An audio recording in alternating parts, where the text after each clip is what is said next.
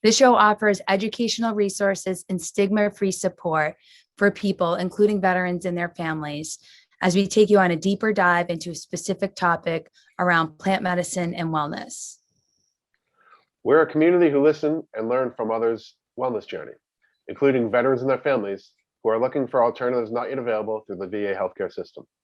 And I'm Ann Brum, and I help brands and social initiatives achieve their highest impact and increase their bottom line as the founder and CEO of Joint Venture & Co., a New England-based growth development agency with about 15 years in wellness, cannabis, and brand development.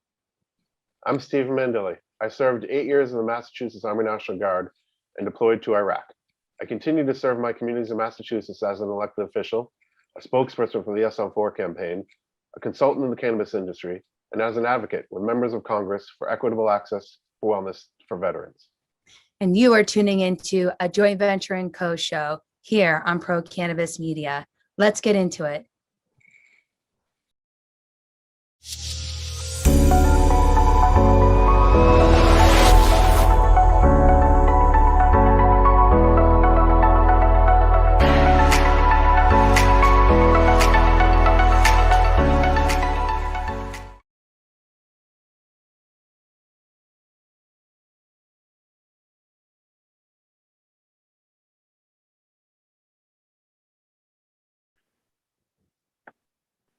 Good evening, everyone, and thanks for joining us from wherever you are tonight. Hey, before we get into it, we would like to ask you to like, share, and comment anywhere you're watching and or listening from and on the replay. So we're going to get right into it tonight. We have an amazing guest tonight, personal friend and a source of inspiration for me. We have Zenaida with us tonight. She is a 10-year Navy veteran. After being discharged, she became clinically depressed and was living off of fast food and large amounts of liquor. Through inner strength and a lot of hard work, she was able to heal herself and lose 130 pounds and open up a gym which is free of cost to anybody that wants to commit to making it work for them and giving it their all. Zenaida, thanks for being with us tonight. It is my pleasure, and thank you for inviting me. Of course, I was going to say yes to you, and so I'm happy to be here, and I'm ready to share anything that will help someone find their yes again to a second chance. I've always believed that the message was always that second chances are possible. And through many turmoils and detours and discouragement and fighting, I finally found it. I finally stuck to it. And I was like, this is it. Just your yes. So yeah, can't wait to talk about it. It's so much. No, I mean, you're a sports fan and I love making analogies, and you say second chances and I'm like, as many as you need. Like Wayne Gretzky says, you miss 100% of the shots you don't take. Keep shooting, It's incredibly important. You can just keep growing from each mistake, each failure, each hiccup. The road to recovery is usually not a smooth one for a lot of us. There's a lot of potholes, a lot of bumps, and sometimes no guardrails, and you can go off the road. But it's important to keep that drive and say, you know what, I did it. I'm going to start with day one again tomorrow and go back to doing it. So yeah, you have so much incredible information that I want people to hear and learn from you about. So I'm just going to start with asking you for like top 3 tips or recommendations that you can give to anyone who's starting out and starting their wellness journey. The secret is, Steve, is like everyone thinks there's this end goal. And that's the mistake that we keep making, is that as soon as we hit a goal, we're done, we're successful. And that's far from true. The true success is the going part. Like you keep going up, you keep showing up, you keep trying over and over again. That's where you find the most success at. The moment that you stop, or the moment you complete something, you finish your goal or whatever, you finish a degree, you're supposed to ask for a next direction.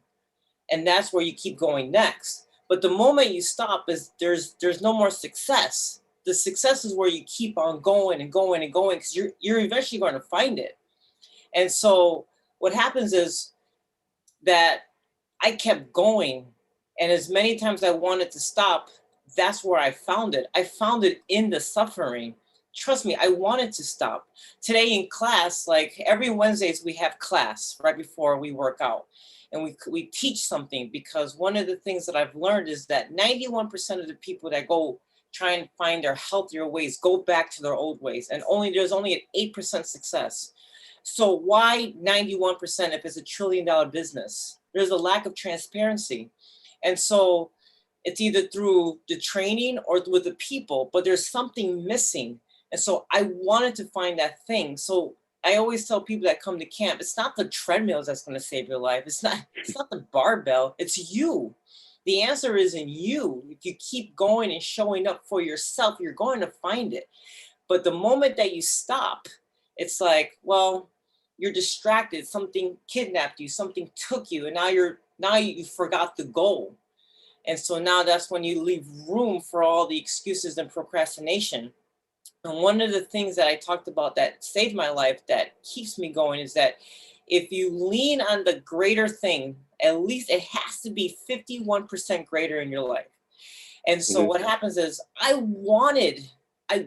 trust me when I say I wanted to act like a little bitch when I got out of psych ward. I wanted to pick bitterness and anger. I wanted to pick pity. In fact, I would have gotten more support if I went to the pity side, to the bitch side, and I would have been like, well, she's kind of fucked up in the head. She has problems. I would have got more support now if I went that way versus where I'm going. And so because I leaned on the better half, that better half, that number becomes greater and greater. And so you want more of you. You want, like, man, I have to keep on going. But the moment you stop, that's when, like, the trains come, the excuses come, the procrastinations come. Everyone starts offloading on you, like, well, this is your fault. And then you start believing in that. So there's so much in each individual that the moment that you stop looking for yourself, someone's going to tell you who you're supposed to be. Ooh, that is. And that's where you'll start listening to them, like, oh, maybe I am fucked up. Maybe it's me. And the moment you stop, the moment you pause to keep on going, someone's going to give you the opportunity to offload on you. Well, you shouldn't be doing that. You shouldn't be doing this. You shouldn't be doing that. And one of the things that I've learned from this pastor, and I taught tonight, was like, if you don't disappoint that dysfunction within yourself and within them, you're going to end up disappointing yourself. And so the thing is, you never stop.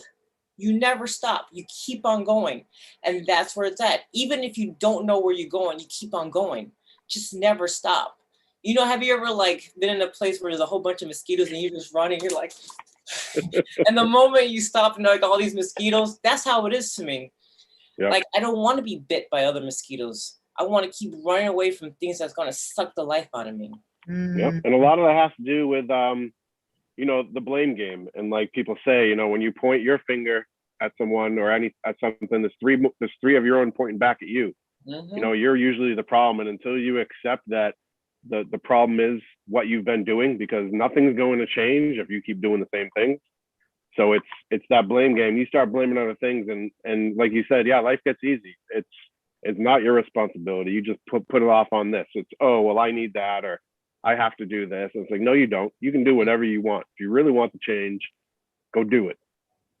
Right. And go for it. It's music to my ears when people tell me, like, or when doctors or professionals or trainers, professionals, all these people tell me what I can't do. I'm like, I love it. I love it, because I will find the answer to a most natural healing as possible.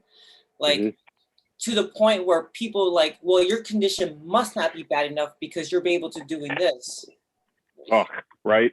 It's their favorite word. Like, well, you don't understand. Like, oh, it's I have it worse. Like, no, I forced to find the better.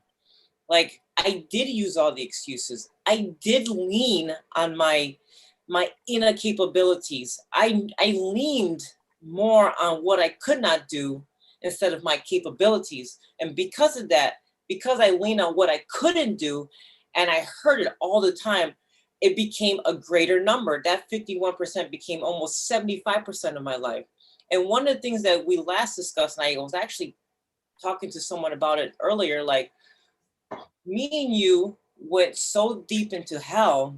They were like, if I went that deep, how far can I go on this side? And Yep. so therefore I found out like there's no limit on this side, but there's a stop here, Oh yeah. pit stop here. And it's not good because it's you're done. But then if I went that far on this side, how much further can I go on that side? And you realize there's no limit on this side. You just keep Right. on going. And then the more you go, the more the best version you find yourself. And so it's like, holy smokes, I like this part. And then one of the things I wanted to talk about is like how I met you, Steve. I feel like such an asshole, but it's so true what I did. when I when I first met Steve, we were at this like veteran gathering, right? And I was like, I just got back from Costa Rica. I went through this so much hell, and I was like, oh my God, a woe me. Like, it's only a woe me because I've never bruised my ego like the way I did by calling myself out. And then here's this guy that just tells his whole testimony so nonchalant. And I'm like, is anyone hearing how fucked up this guy is? Oh my God. Like, now I'm not looking at myself. I'm like, no, I can take the finger off myself, but there's this more fucked up guy right here. And because so if I was able to point the finger at you, how fucked up you were, I didn't have to point the finger at me. And Right. I realized by you sharing your story, it wasn't so much so you can get a pat on the back. It was so that we can see how fucked up we are and we don't have Yep. to live like this. But what what I did was I was so judgmental. I was like, he's so fucked up. Oh my God. Like he's And just so- like me, a little bit like me. Yeah, and I am able to recognize that now because people do it to me all the time. I'm like, I'm not sharing my story for your likes. I'm Right. sharing it so that you don't have to go through the hell that I went through. Save yourself Exactly. years of tears. Save yourself years of denial. Like my denial was exposed, so I became judgmental. So as long as I can stay in denial, that means there's a delay in my life. Denial Mhm. means delay, and denial also means judgment. So as long as I'm in denial, I can point the fingers at you, at the world, at the world, everything. I can point to as long as I'm in denial, the finger pointed looks great. That- Would we say like denial too, folks would associate that with being afraid as Oh, well? yeah. Like you're just Oh, so can't even, you're just It's like, rooted in fear. It's Uh-huh. rooted in fear. yeah. And fear, comfort, you know. But like you were saying, Des, it's so telling when someone has to turn pain and suffering into some sort of like competition. Like, oh, well, you don't have it that bad, or other people have it worse. And it's like, I know other people have it worse. That's what drives me. Because if I can watch that woman or that man or that person overcome that, then why I'm over here with any sort of pity? Like I can't. And a lot of we gravitated towards each other that whole weekend. It was rough even having you come back, but I was like, she's gonna do it. Like she showed up. You could tell just looking at your face when you rolled in there, like she's the one that doesn't want to be here the most. But she still got here, and that's what it takes. So she's gonna I did make not want to be there. You're right. I like Mhm. Ben kept asking me, and I was like, Yeah. and so it just so happens that weekend I didn't have nothing to do. So I was like, fuck, I ran out of excuses. I guess I will show up because Ben kept asking me. And so, but I did not want to be there. And I learned that the things that I did not want to do is what has benefited me the most.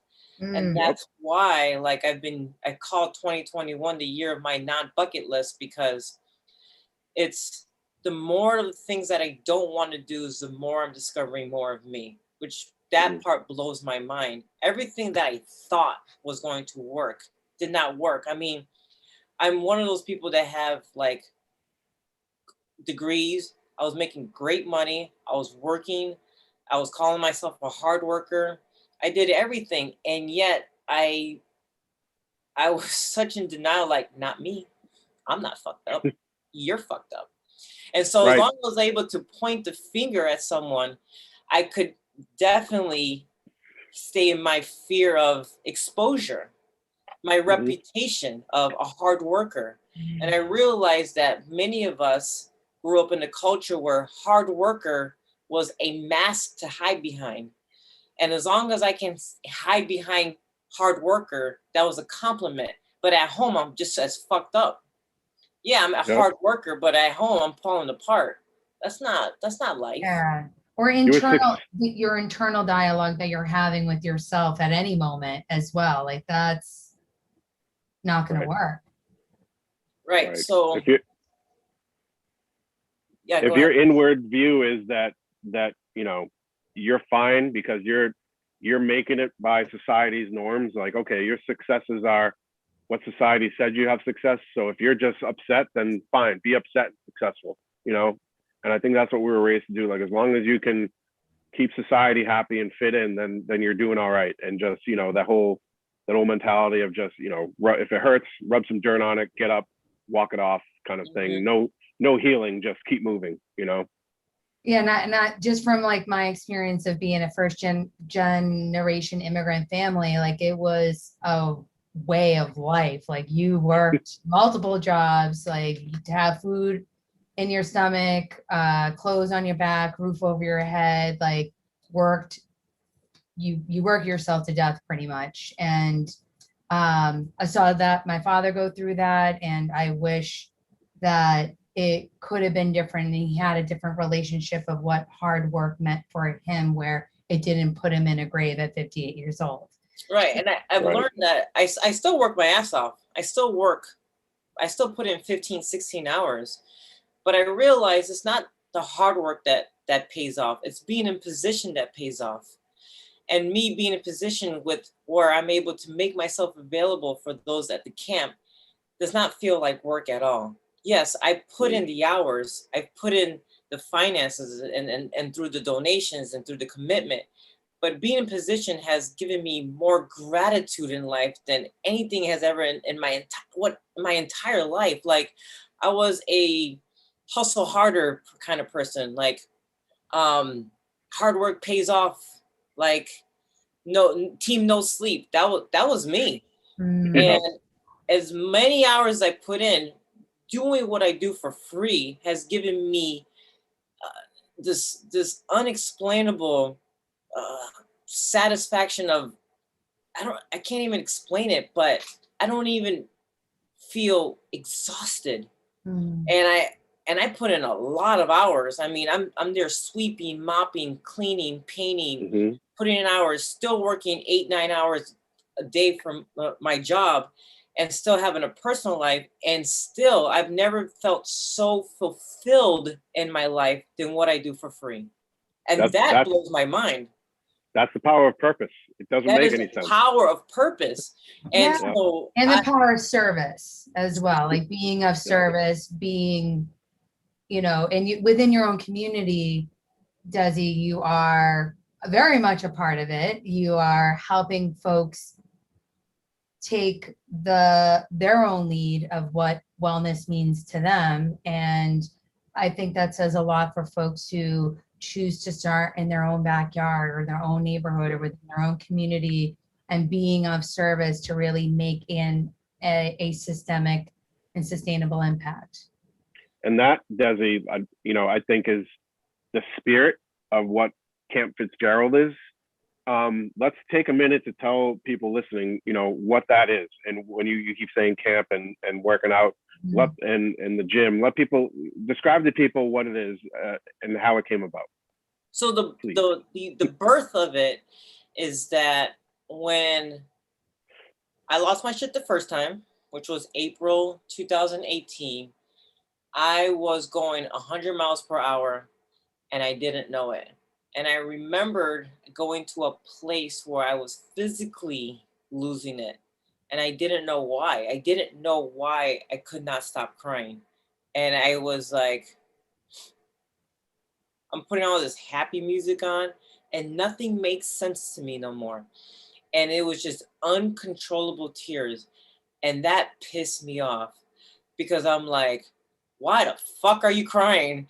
And so the more I was trying to find my answer, the more I was crying. I was so mad. I was like, Trapped.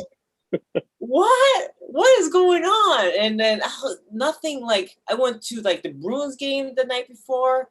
Like I was fine. And then suddenly I could not stop crying the next day. And I was already on my way to the VA for an appointment.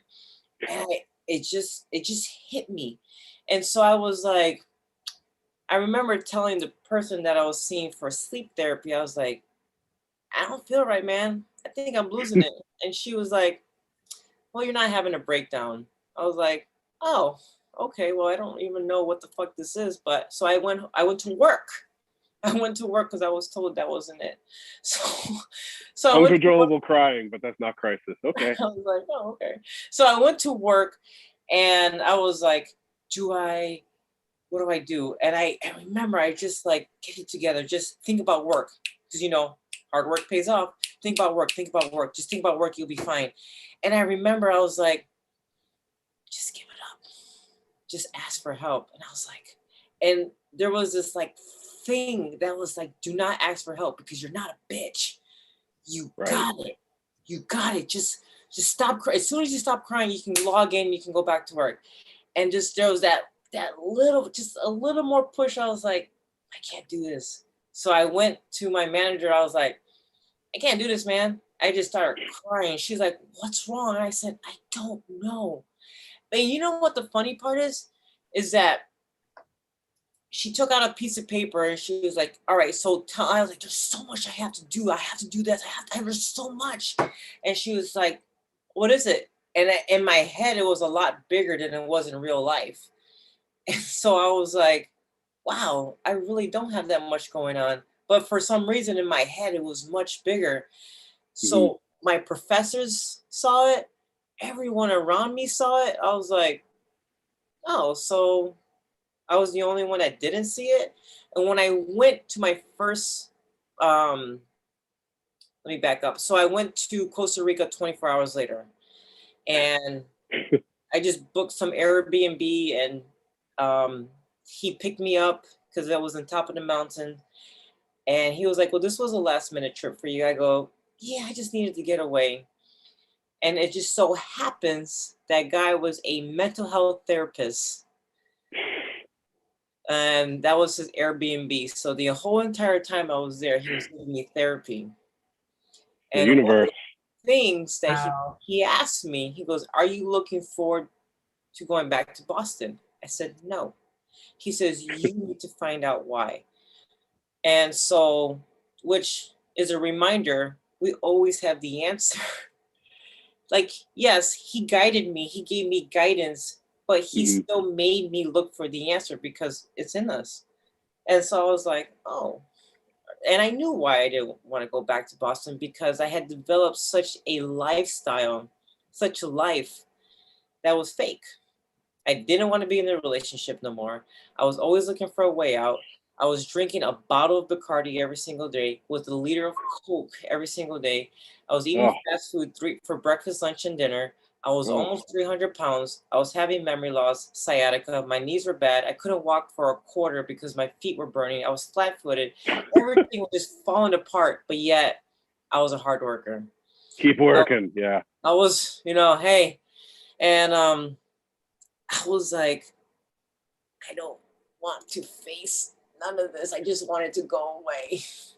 And I knew if I did not face it, I knew if I did not go through that door, that open door that was open for me, I knew I was going to be stuck for another 5 years. I felt it. And I was like, fuck, man.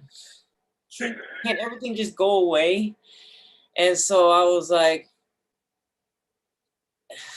I went through it. It was beginning of hell, but I went through it. I finished going through. I was going through. and I started working out, and I started finding myself, and I believed that second chances were possible. I saw my life changing. I started picking up the zeal for life again. And I started celebrating like, hey guys, second chances are possible. And everyone in the beginning is happy for you until it Yep. starts annoying them. And then all of a sudden your change starts annoying people. And now they're saying like, you should be more humble. You should do this. You should do that. And like, you think change is this, you think things, people start talking about you and using subliminal messages on social media about you because now your change makes them uncomfortable. And now you're just like trying to figure out, you guys didn't say shit when I was fucking drunk every single day, but as soon as I fucking work out every single day, as soon as I start making a change, it just bothers the fuck out of you. Right. So my mistake was telling a vision and a mission to people that did not see it. Because they did not see it, I appeared to be crazy. I just didn't I'm believe right it there with enough. you. I just did not believe it enough that I thought support was what I needed. Like, come on, we all can do this. No, I can do it, but I just was looking for the support in the wrong areas. So when I lost 100 pounds, a lot of people wanted to take credit for it. And they were like, oh, like, I did that for you. And that was the birth was, but you needed my yes to show up. Right. You need me to show up. I can make you look good, but I need to show up. Yeah, we need to do the work. Like I need to give you show my up. yes. Yes, I can make you look good, but you need my yes. That was the birth of it. When people was trying to take credit for everything that I was doing. Oh, look what I did. Bullshit. You need Because none of them, yes. none of them turned your basement into a gym, a place where people come to get better. You did that. Right. So when I made the mistake of trying to make second chances a message with people involved, and it was just for me to share it because no one lost 100 pounds like I did in that area, that group of people. And so therefore I was considered psycho, crazy, mental health problems. I never met anyone with mental health problems. No, we all do. You just in denial. And so what happened was, We have a colleague who says like we're all a little broken. Like we all got a little broken. denial means delay. So and so what happened was like I went to the psych ward because I gave up. I said, I'm done trying. Like no one gives a fuck. People are full of shit. I was like, no one cares. Like people want you to be so much better, but that's not true. People want you to be better as long as it doesn't interfere with them or doesn't make them look bad. But I realized change is lonely. And that's the only way to find your full you is to just step away from the noise and find it. And so when I was in the psych ward, they gave me, I forgot what it was, but it knocked me the fuck out. And they had to like wake me up by like shaking my face to ask me what my date of birth was. I was like, holy smokes. Because I had gotten so drunk from being so heartbroken, so torn, so tired of the back to back to back betrayal. I was like, fuck this. This is not worth it. And I almost entertained revenge weight. I was like, I'll just gain all the way back. No one fucking cares. And so I almost entertained it. It was very tempting because trauma gets us doing crazy things. I mean, not smart things. Shit. Weird trauma. shit.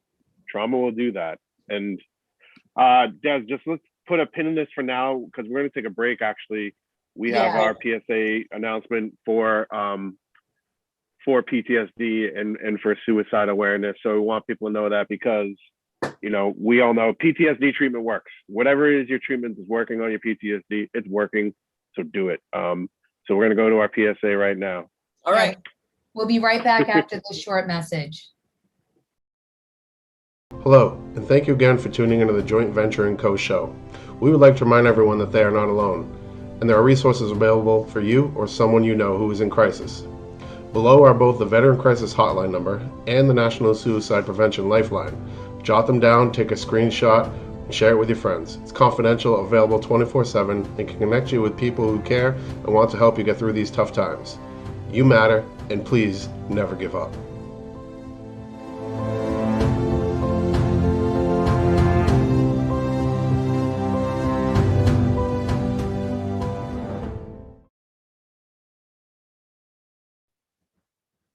Thank you all again for joining us this evening. And if you are just tuning in, we are sitting down with Zenaida Desidario, go by Desi, to share her insights and experience of her wellness journey and how she's helping folks in her community feel well as well. Before we hop back into our conversation, we'd like to share briefly a couple of ways to acknowledge and celebrate veterans every day. Some ways you can do that, aside from the typical thank yous that veterans are given very often, is ask them about their favorite part of their service. Get to know a little bit more about what they did and how they feel about it. That means a lot to someone. Is more than just a platitude of thank you for your service. You're actually engaging with that person and giving them the opportunity to give you some information, and they're probably happy to do that. Another way is looking up into different veteran service organizations, or looking at your legislation and seeing if there's ways you can support veterans through either supporting legislation or working with a local veteran service organization. It's usually very hard to get veterans into a group, so going to where they're at is the best way to do that, and it's always appreciated. Helping veterans really just helps your community. So please reach out. If you see a veteran, engage with them and let them know that you really appreciate their sacrifice. Yeah, Thanks, and their families as well. Like let's keep it 100 on that. So, and Stephen, quickly, can you just share with our audience what's happening in Massachusetts with the bill that you are actively working on with local legislators?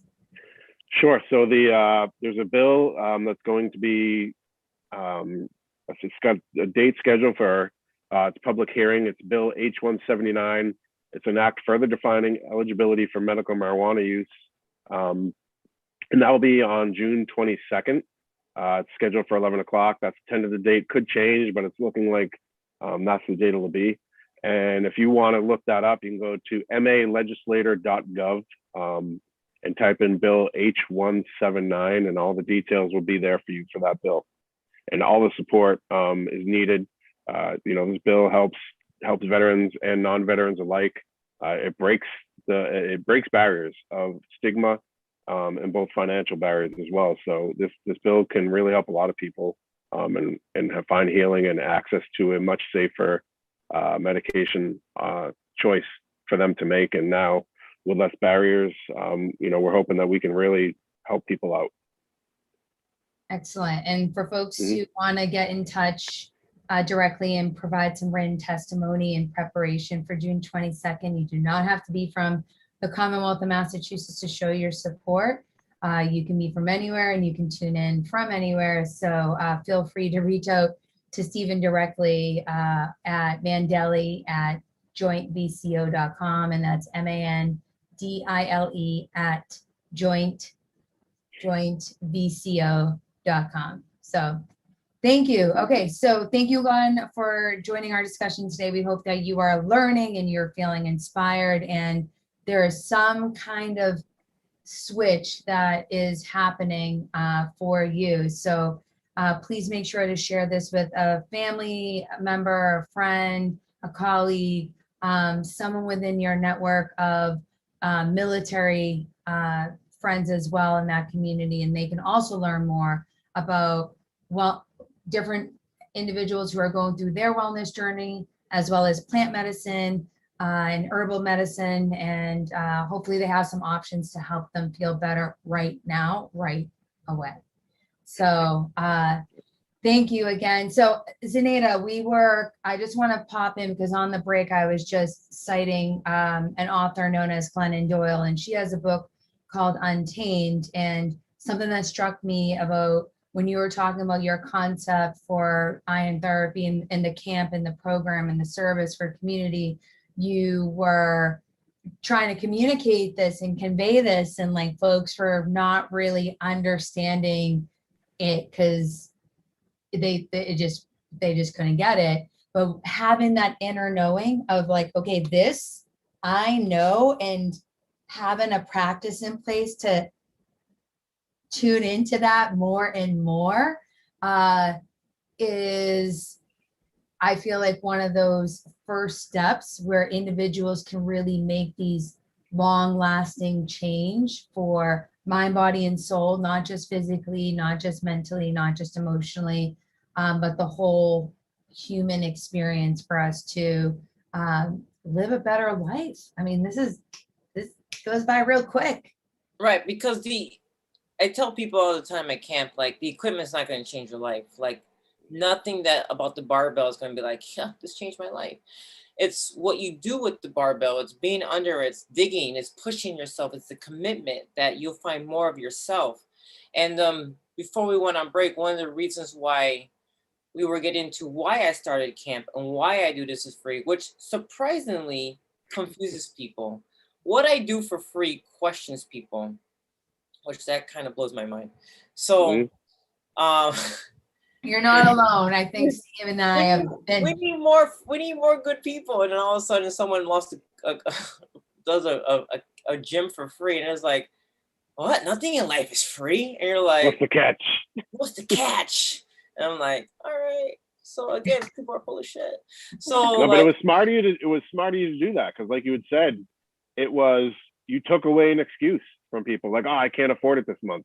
Oh, good news for you. It costs $0. So when I was in the psych ward, right, and I sat there, and first of all, I did not want to be there, but I knew I needed to be there. And a friend of mine called the suicide hotline for me because I had gotten so blacked out that I felt like I wasn't blacked out enough because the pain did not go away. And I was like, I still feel pain. So I tried to get razor blades, not to commit suicide, but to take the pain away, thinking that as soon as I did this, the pain will go away. But that's what happens when you're not in your right mind. And so you're like, I did need it to be sectioned. And so I was there and I was offered nothing but medications. I was like, and they wanted to know what was my next. And that irritated me because at my lowest of lowest of lowest, when they were asking me over and over again, what's next? What's next? I found it inside to be like, what are you offering me? Keep in mind, I knew what I was going to do to bounce back because I had already lost my shit the first time. That's why when you lose your shit, don't run away from it. Face your shit so you can go through your shit so you know how to get back up again. That's all it is. It's not so much that we go through shit and we stay in our shit. You have to go through your shit so you know how to get back up again. That's the only secret. Get them shit boots on. It's time it will teach you how to get back up. That's why you don't run away from it. You face it. That's why people have running away shoes. They want to move. They want to run away. Like, oh, I need this. I need to get away. Like, no, you face your shit. You gotta create muscle memory. Right. So it's a grow through pair of shoes instead of, runaway shoes. It's really to grow in it,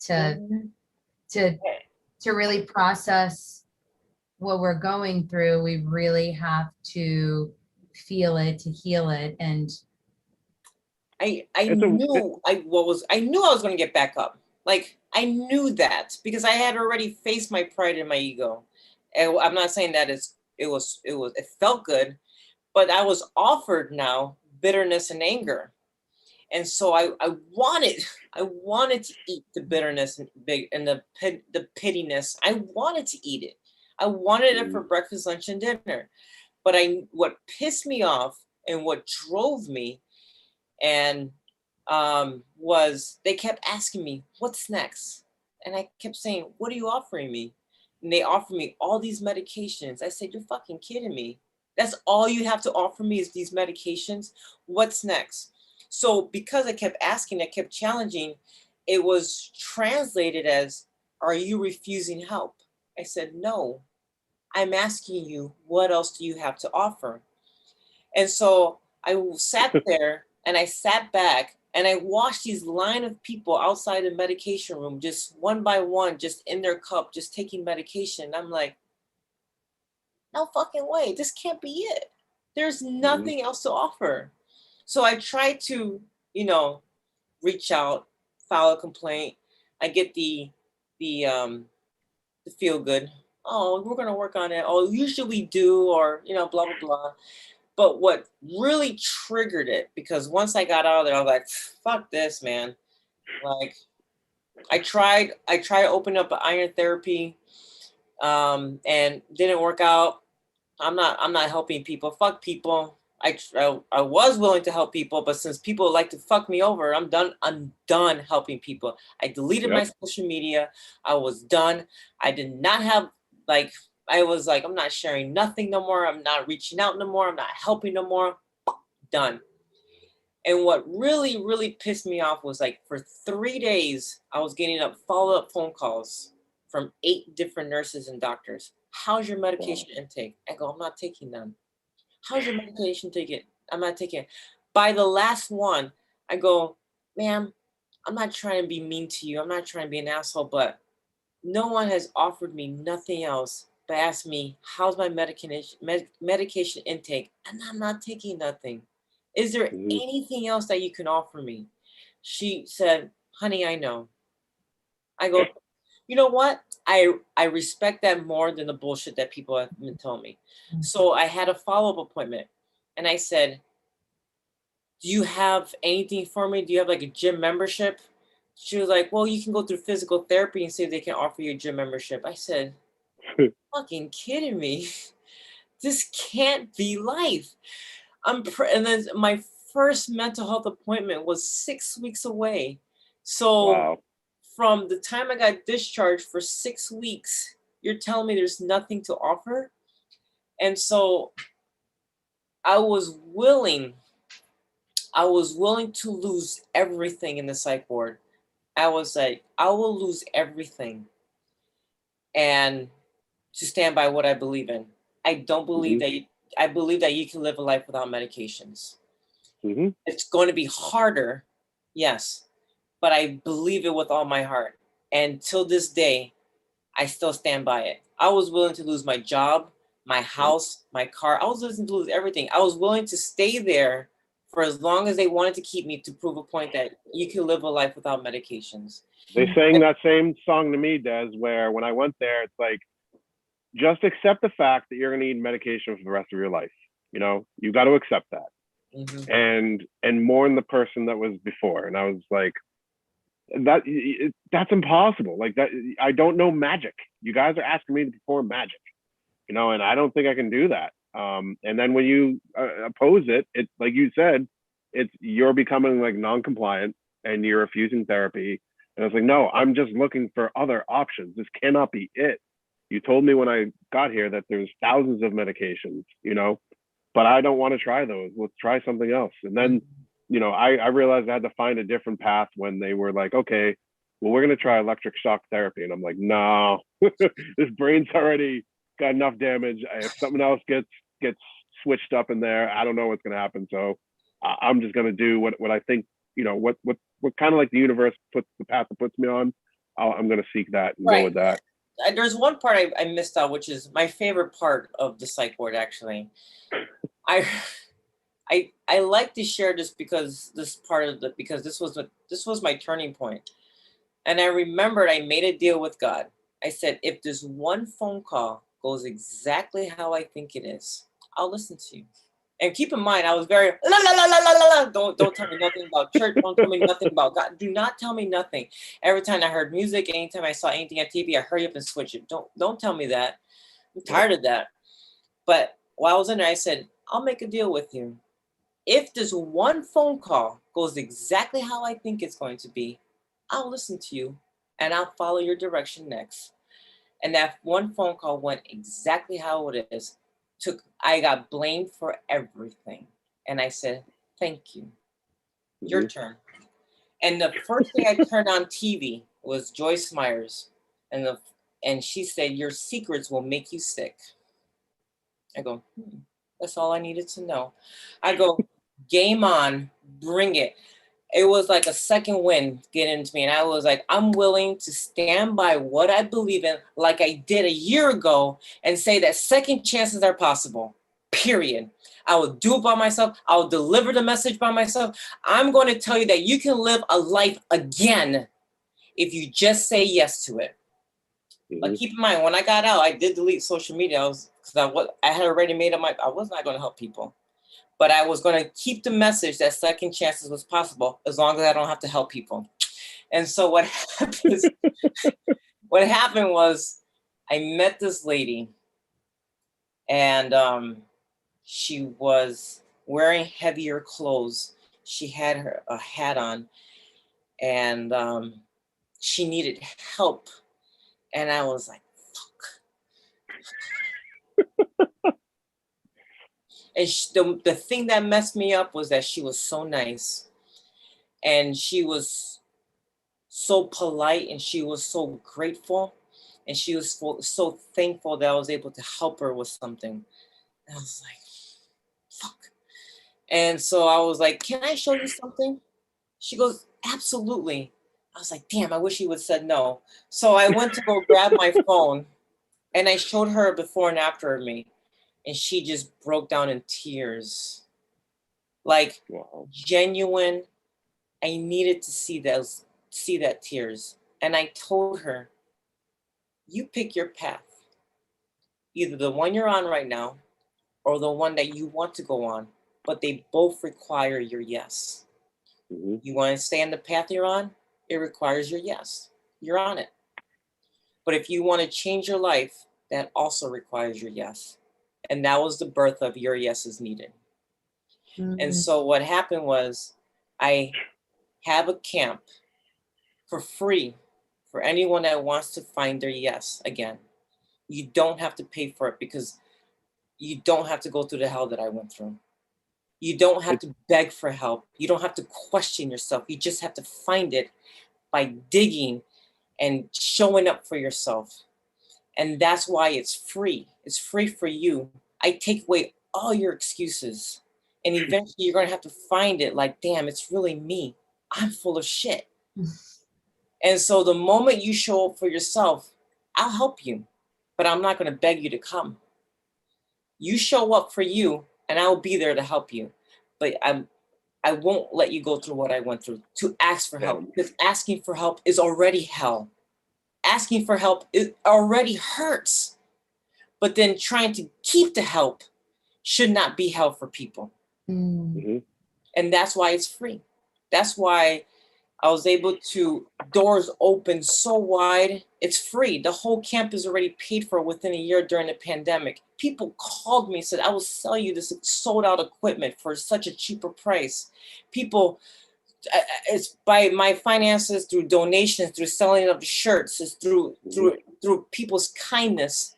And the reason why it's called Camp Fitzgerald is because this man replied to my Craigslist ad because I was looking for cheap weights, and he gave me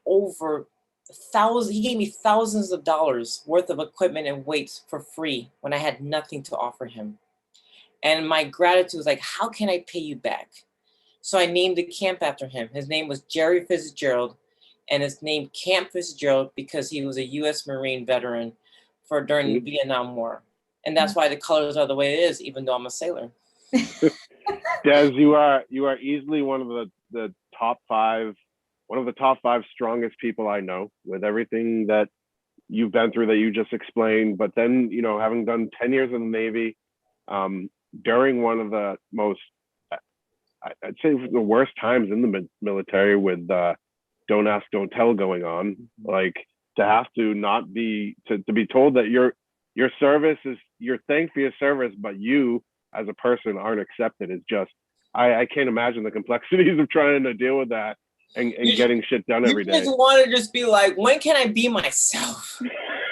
How old do I have to be to finally be myself? And then when you finally are yourself, people are like, that's not it. And so that's why I'm okay with loneliness. Loneliness was hard because I used to be like, oh, let's party, let's do this. And then when that all that was taken away from me, I thought that was punishment. And really what it was for my protection, to complete this assignment that I was given. Because for 6 months, no one showed up to this camp, but I kept building, I kept seeing the vision. I kept seeing people all in my backyard in the parking lot.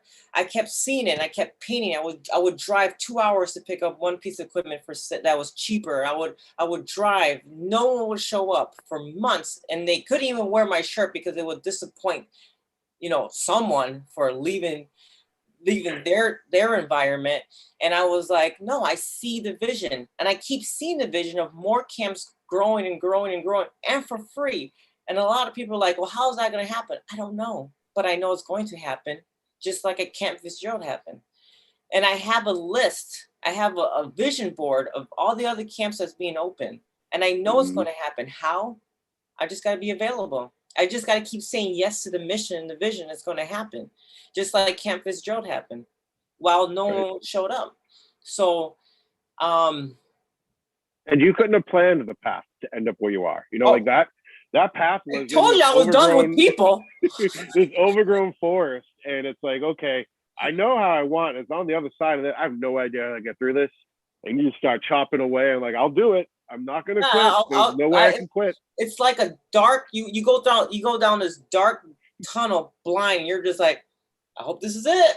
And you keep walking, and that's why I say the moment you stop, the moment you're stuck.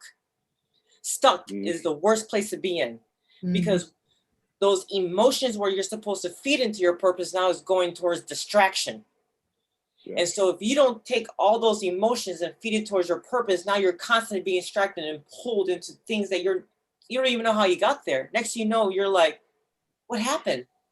Because you were supposed to keep going through and you stopped. Right. That's why the success story is the going through, not the goal. Like people say, oh, you lost 100 pounds. What's next? Oh, there will be a next. There will never be a stop. Yeah, a continuous journey here of a challenge after another challenge. But I also think it's good to celebrate and those wins that do come around. And you have to. You gotta, because then you're just like to celebrate. Yeah, you get burnt out and it's just so lame and let's not. And then, like I said, life can be over in an instant. So really celebrating. You have to be kind to yourself. You have to remember how you got to where you're at by the victories that you constantly celebrate. Right. Because you never gave up. You never gave up. You're going to be disappointed all the time. You're going to be like, oh, yeah, God, it's a perpetual cycle then of just never really acknowledging the work and or the growth that has happened so that you can continue to grow and have a deeper sense of confidence and alignment of where you are moving towards and following that source of inspiration and that vision, as you say, Desi.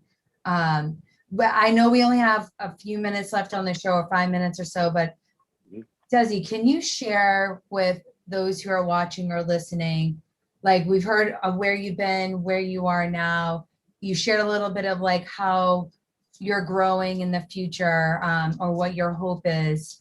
Can you give us a little bit of what you have, not what's next, but what is something that you're looking forward to developing and creating and nurturing for you and Iron Therapy? That's a great question. So I call 2021 the year of my non-bucket list. So I'm currently competing in figure and bikini competition, which never was on my bucket list. I haven't worn heels in 17 years. And all of a sudden I'm doing this because my brother asked me to, because he did a favor for me. And I'm like, out of everything, you want me to be in a bikini. Those are some of the best videos of you getting in heels. That was hilarious. I love that was that was stepping into my uncomfort zone, but stepping into my uncomfort zone has taught me everything I needed to know to run the organization. Mhm. It's like being more open, being more willing, being more accepting, being Mm. more patient. Mm. And I was like, wow, so what else don't I want to do? Literally, that is what's next. Whatever, like, if I didn't want to try food, now I want to try it just so I can just experience it. Mhm. So I can stop running away from that's not me. No, Mhm. I'm gonna fucking do it. I Yeah. may not like it. People think Mhm. that we chase feelings of likes. Oh, I don't think that's me. I don't like that. No, do it. Like I hear all the time, I don't like running. Do it. Run.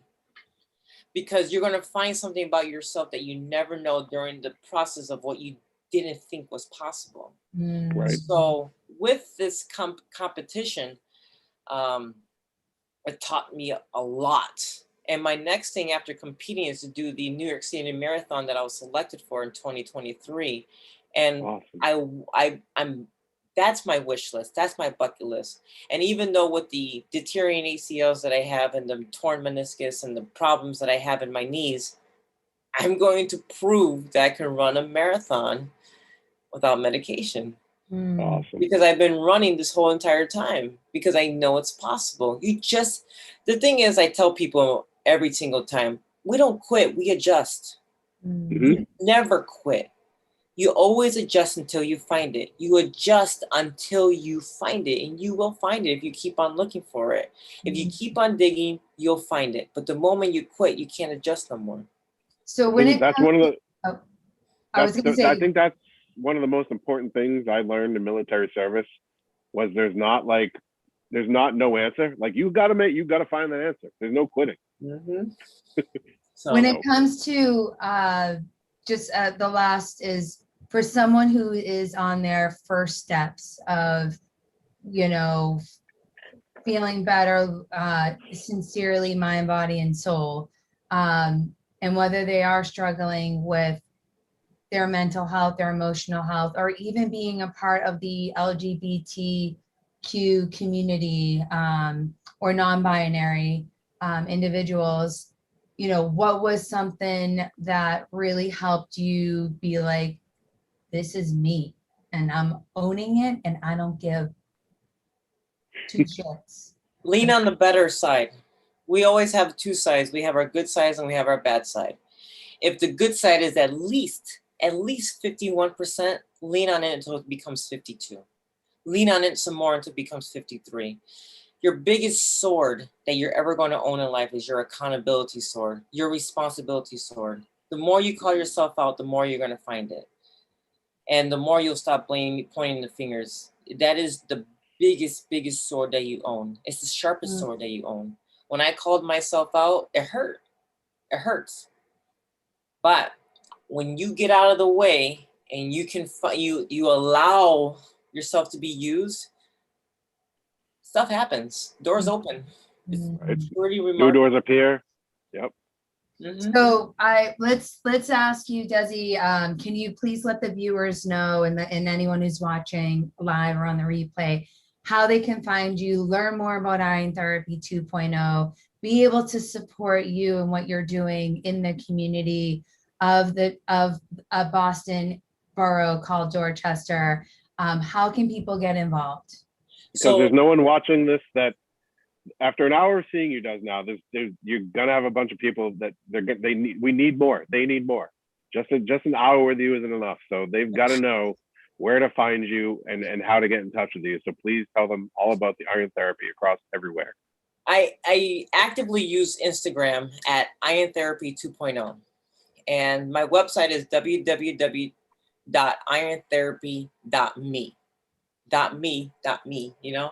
And so, and Facebook, Iron Therapy 2.0.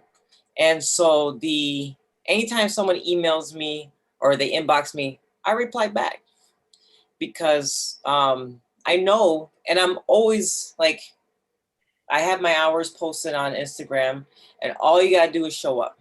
There's a calendar there for the classes that you want to sign up, and all you have to do is show up. That's it. Mm. You got to show up for you, and that's the hardest part. walking out the door is the hardest part. I get it. I was almost 300 pounds. But as soon as you step in, remember, like, you did it for you. You should be proud of yourself. Mm. Awesome. Way to make a difference, Desi. Wow. Such an incredible story, Des. Like, It's my pleasure. You were the seed planter, Steve. You hey, were the I was seed just planter. there speaking my truth. You know, I was, and you made it through that part as well as I did, where it's like, I just gotta tell people, because if this helps one person that feels like they're alone, like I felt no one else was feeling this way, then it's totally worth it. It's worth being like scared as shit, you know, but it's so worth it. Mhm. So I just want to thank you, and thank you for the friendship. Thank you for being my sister. Just nothing but love for you, Des. Anything for you, Steve. I told you I was going to be here. So Appreciate it. appreciate you. And thank you for having me. Yeah, Awesome. thank you. This has been amazing and a super enlightening conversation, and it's been a pleasure learning about your journey of saying yes and being in the discomfort and making a choice of yourself, and to do what feels right for you and leading that for others. So we honor that in you, acknowledge that in you, and it's been a pleasure having you on the Joint Venture and Co show. Please let anything else you want to add for final comment here, Desi? All you have to do is say yes. Yes is not just a word. It's actually the most powerful word that you own. And what you say yes to is your next path, your next decision, your next step. Beautiful. Amazing. Great. Well, it's been awesome. Find out more about the work Stephen and I do at Joint Venture and Co. by visiting jointvco.com. You can find us on any social platform. We're pretty active on LinkedIn and Instagram. But Stephen's doing amazing work here in Massachusetts within the veteran and government affairs space, as well as a consultant here in the cannabis industry. But it doesn't keep them away from also advocating for veterans to have access to options for a better quality life with Congress as well. So I'd like to acknowledge that, Stephen. Thank you. And Thank you. Desi, want to thank you as well. I hashtag more than thanks, but can't say thank you enough for the service. And I know Memorial Day just came by, and it's not just that day, but literally every day, just not uncommon for me to take a moment to honor those who have made the ultimate sacrifice for our country and our freedom and our liberty. And just want to put that out there for you all to be aware, be considerate, and be conscious of that. So, and if you're a company, an organization, or social initiative in need of any sort of branding or marketing with shared values and missions of this show, as well as wellness and cannabis, please visit us at Joint VCO. Excellent. Thank you. Thanks, everyone. And if you or someone you know is in crisis, please reach out to the suicide hotline. It's 1-800-273-8255 or 1-800-273-TALK. There's always someone that help, and please always choose life and never give up. Thanks, everyone. Thanks, everyone. Join us again for the next show.